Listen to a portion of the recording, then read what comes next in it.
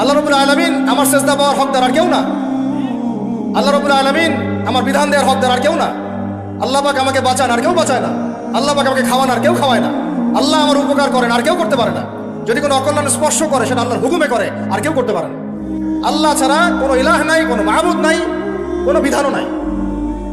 আল্লাহ ছাড়া কোনো ইলাহ নাই, কোনো মাবুদ নাই, ইবাদত পাওয়ার হকদার কেউ নাই, কোনো হুকুমও নাই। এর বাইরে যদি যাই আমরা মুশরিক হয়ে যাব। এটা ধর্মীয় অঙ্গনে আপনার সংস্কৃতির মধ্যে এগুলো আছে। হুতুম পেশা নিয়ে রাস্তাঘাটে ঘুরবে আমাদের ছেলেপেলে কয়েকদিন পরে, ঘুরছেও আর এর আগে কয়েকদিন। ও মনে করে যে হুতুম পেঁচা আমার কল্যাণ ডেকে নিয়ে আসবে, শুভ অমুক বর্ষ, মানে শুভ মানে এটা আপনাকে শুভ নিয়ে আসবে। পেশা আমার শুভ কিভাবে নিয়ে আসবে? শুভ বুঝলাম, শুভ না মেনেই নিলাম তর্কের খাতিরে যে ও এটাকে শুভ মনে করতেছে। তো শুভর সাথে পেশার কি সম্পর্ক বলেন? পেশা, বাদর, হনুমান এগুলোর মূর্তির সাথে মুসলমানদের কি সম্পর্ক? এগুলোর সাথে শুভ অশুভের কি সম্পর্ক? সারাদিন খাবো পিৎজা বার্গার আর হাই রেস্টুরেন্টে খাওয়া দাওয়া করা, ওই দিন একেবারে আমি একদম কি পান্তা ভাত আর ইলিশ মাছ, ওই দিন আবার এটার দাম হবে 2000 টাকা 5000 টাকা প্লেট। মানে গরিবের সাথে একটা মস্করা করা, গরিবের সাথে একটা টিটকারি মারবার। এই গরিব মানুষরা পান্তা ভাত খাইতে কিন্তু মজা লাগে আমার, আমরাও খাই মাঝে মাঝে। যারা খায় না তারা তো জানে না। পান্তা অনেকে বাধ্য হয়ে খায়, খাওয়ার নাই বাসায়, পান্তা বাধ্য হয়ে খায়। ওটাকে আপনি 5000 টাকা প্লেটে 3000 টাকা প্লেটে খাওয়াচ্ছেন, গরিবের সাথে মস্করা। ওই টাকাটা তো গরিবকে দিতে পারতেন। কুরবানিদের সময় এরা বের হয় যে গরু কুরবানি না করে টাকাটা যদি দিত মানুষকে, তাই না? তা আমরা তো গরু কুরবানি করে 3 ভাগই করি, 1 ভাগ তো দিয়েই দিই মানুষকে। মিসকিনদেরকে 1 ভাগ দিয়ে দেই, 1 ভাগ কাকে দেই? আত্মীয়দেরকে দিয়ে দেই, আর 1টা ভাগ আমরা খাই। আমরা কি সব পুরা গরু ভোগবাদী দর্শনে খাই? এটা ত্যাগের চেতনায় খাওয়া। তুমি কয়দিন একটা পশু জবাই করে 3 ভাগ করে মানুষকে দিছো? হ্যাঁ, একটা ব্রয়লার মুরগিও তো 3 ভাগ করে মানুষকে খাওয়া না। এরা হচ্ছে সংস্কৃতির নামে যা চলতেছে, এটা নিয়ে আমি ইনশাল্লাহ আরেকদিন কথা বলবো। এই সংস্কৃতির নামে যা চলতেছে আপনাদেরকে মুশরিক বানায় ফেলতেছে। মুশরিক হয়ে যাচ্ছি আমরা এভাবে আস্তে আস্তে। আমাদের সংস্কৃতি এমন সংস্কৃতি আমরা লালন করি, পালন করি অবশ্যই, যেটা আমাদের জাতির সাথে মিল আছে, বাঙালি সভ্যতার সাথে মিল আছে, কিন্তু এটা কোরআন সুন্নাহর সাথে সাংঘর্ষিক না। যদি সাংঘর্ষিক হয় আমরা সেটা নিতে পারবো না। আর কোরআন সুন্নাহর সাথে সাংঘর্ষিক কোনো সংস্কৃতি নাইও আসলে। নবীজি বলছেন উপরে যে আছে নিচে যে আছে দুইটাকে রজন করবা। এবার এগুলো কোরআনের কথা, আর আপনারা বলছেন আপনারা এই কোরআনকে ভালোবাসেন। বাস্তবিক অর্থে আমাদের এই দাবিটা 100% সত্য না। আমরা মোটেই কোরআনকে মন থেকে ভালোবাসি না, আমি বিশ্বাস করি না এটা। যদি কোরআনকে মন থেকে ভালোবাসতেন আপনি এখন কোরআন তেলাওয়াত করা শিখতেন। কোরআনকে যদি আপনি ভালোবেসেই থাকেন, এই কিতাবের সমস্ত নিষেধ বর্জন করতে হবে। এটাতে কঠিন, এটা কঠিন, এটা কি কঠিন? কঠিন, এটা আসলেই কঠিন।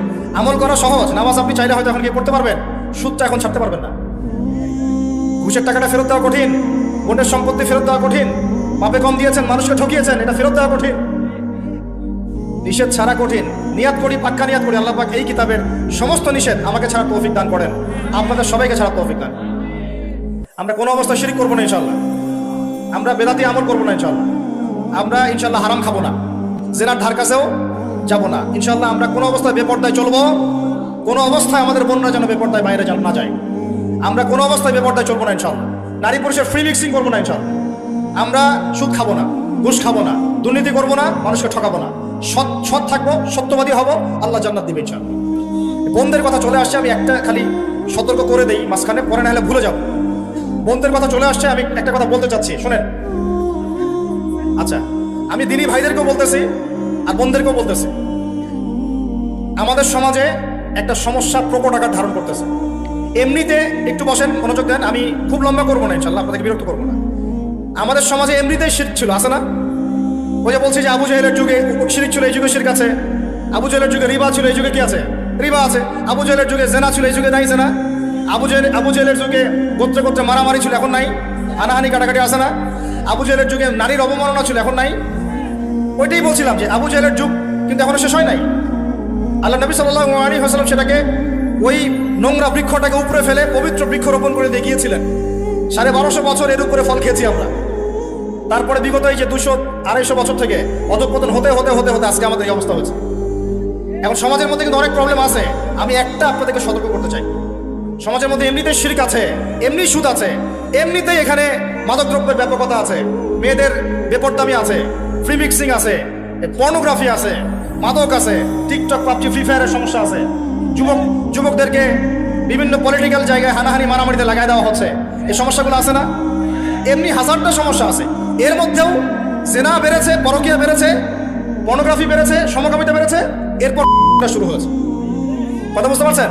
এর আড়ালে আরেকটা সমস্যা আছে, এটা অনেকেই আমরা দেখতে পারি না এবং আমরা এটা জানিও না, অনেকে বোঝার চেষ্টা করছি না। আমার কথাটা এই অংশটুকু যুবক যুবতীরা খুব ভালো করে শুনেন। দিনী বোন, যাদের বয়স হায়েজ হয়ে গেছে, যাদের হায়েজ হয়েছে, এখান থেকে শুরু করে সবাই, যারা বালেগ হয়েছে আমরা ছেলেরা, সবাই ভালো করে কথাটা শুনেন। বাংলাদেশে পিছন থেকে একটা নতুন সমস্যা রাইজ করতেছে। সমস্যাটা হচ্ছে, এমনিতেই আমাদের ছেলে মেয়েদের মধ্যে হারাম সম্পর্ক ছিল। এর স্কুলে, কলেজে, বিশ্ববিদ্যালয়ে যাচ্ছে, ফ্রি মিক্সিংয়ে পড়াশোনা করছে, বাসায় পর্ন দেখছে, ওখানে গিয়ে মেয়ের সাথে হারাম সম্পর্ক হচ্ছে, তারপরে প্রেমের সম্পর্কের নামে জেনা হয়ে যাচ্ছে, জেনা হওয়ার পরে ছেঁকা খেয়ে মাদক, তারপরে গান বাজনা, বাদ্যযন্ত্র ইত্যাদি ইত্যাদি, জীবনটা শেষ। এদিকে ওই ব্যভিচারী মেয়েরা কারো কারো ঘরে যাচ্ছে, তারা আমাকে বলতে দেন, ব্যভিচারী মেয়েরা কারো কারো ঘরে যাচ্ছে, ওদেরকে নিয়ে আপনারা আবার সংসার করতেছি। এই হচ্ছে না সিচুয়েশন? একজনের 5টা গার্লফ্রেন্ড, একজনের 4টা গার্লফ্রেন্ড, আরেকজনের 3টা বয়ফ্রেন্ড, 4টা বয়ফ্রেন্ড, এই ধাপগুলো পার হয়ে এরা সংসারের জীবনে আসতেছে, যখন বয়স হয়ে যাচ্ছে 25-30। সমস্যা কিন্তু এটা ম্যাক্সিমাম সবার ক্ষেত্রে হচ্ছে বলবো না, অনেক একটা বড় অংশ এই সমস্যা ফেস করতেছে। এর মধ্যে এই ফ্রি মিক্সিং এর মধ্যে শুরু হয়েছে নতুন একটা জিনিস, যে ভালোবাসার আবার লিঙ্গ কি, ভালোবাসার আবার এখানেই শুরু হয়েছে ছেলে ছেলে জেনা করা এবং মেয়ে মেয়ে জেনা করা, ছেলে ছেলে জেনা করা, আর কি বললাম বলেন, মেয়ে মেয়ে জেনা করা। নাউজুবিল্লাহ।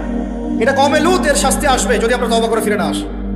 এর উপরে এখন শুরু হয়েছে ভালোবাসার আবার ধর্ম কি, ভালোবাসার আবার, আমার সাথে বলেন কি বললাম, ভালোবাসার আবার, এদিকে মনোযোগ দেন, ভালোবাসার আবার কি, ভালোবাসার আবার কি, এই কথাটা, এই স্লোগানটা দিয়ে কি করা হচ্ছে আপনারা শুনেন।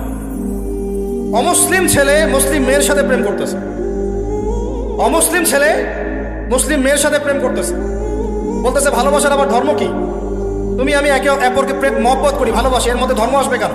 বলছে তুমি আমার ধর্মে দীক্ষিত হয়ে যাও, অথবা আমি তোমার ধর্ম কবুল করে মুসলমান হয়ে যাব।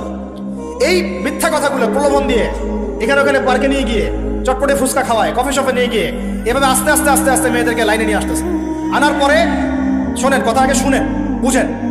আপনি ঠিক বললেও ঠিক, এটা না বললেও ঠিক, চলতেছে এটাই সমাজ। এখন কথা হচ্ছে, আমরা যদি আমাদের বোনদের ইজ্জতকে বাঁচাইতে চাই, এই বিষয়টা সম্পর্কে সচেতন থাকতে হবে।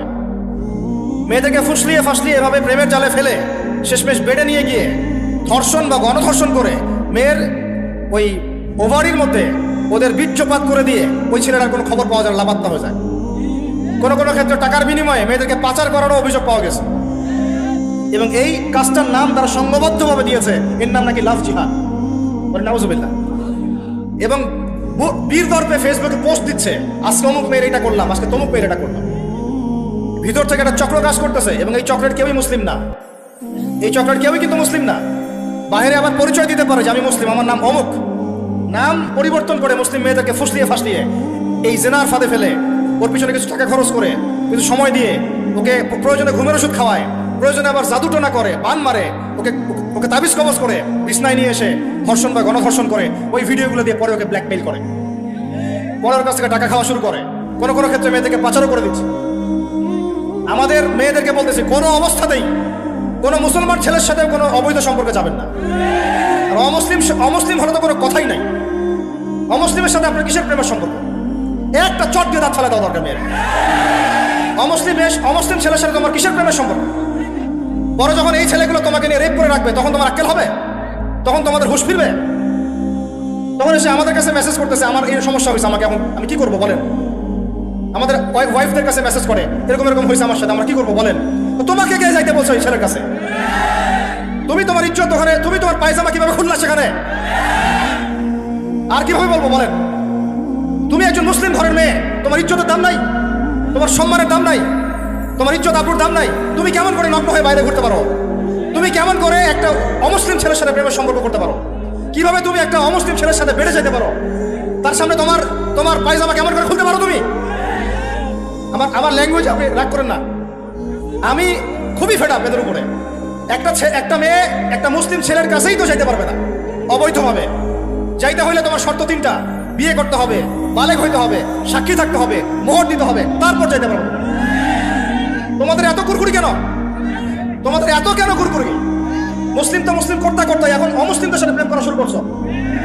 আর যখন অমুসলিমদের দ্বারা তোমরা ধর্ষিত হচ্ছ, তোমাদেরকে পাচার করতেছে, তখন বলে এসে আমাদের কাছে চিঠি লেখো যে আমরা এখন কি করব। এদের এদের কি ভাই নাই? বাসায় কি বাবা নাই? বাসায় ভাই নাই? এই চক্র থেকে সাবধান থাকেন। আর আমাদের সমাজে যারা দায়িত্বশীল, রাষ্ট্রের যারা দায়িত্বশীল, যারা উপরের লেভেলে আছেন, এই বিষয়গুলোর উপর কঠিন দৃষ্টি দেওয়ার জন্য আমি রিকোয়েস্ট করব। আমরা কিন্তু কোনো ধর্মের মানুষের সাথে কোনো দ্বন্দ্ব চাই না। চাই আমরা যে 50-60 বছর থেকে একসাথে বসবাস করতেছি, আমরা কি কোনোদিন কারোর সাথে মারামারি করছি? কোনোদিন দেখছেন যে খ্রিস্টান মুসলিম মারামারি হচ্ছে? মুসলিম মারামারি হচ্ছে বাংলাদেশে? হিন্দু মুসলিম মারামারি হচ্ছে বাংলাদেশ দেখেছেন কখনো? এখন কি নতুন করে শুরু হলো এগুলো? আল্লাহ রাব্বুল আলামিন আমাদের দিনী ভাইদেরকে বুঝদান করেন, বোনদেরকে বুঝদান করেন। কোনো অবস্থাতেই মেয়েদেরকে আপনি এভাবে ছেড়ে দিয়েন না বাইরে। কোন অবস্থাতেই একটা মেয়ের হাতে অকালে মোবাইল ফোন তুলে দিয়েন না।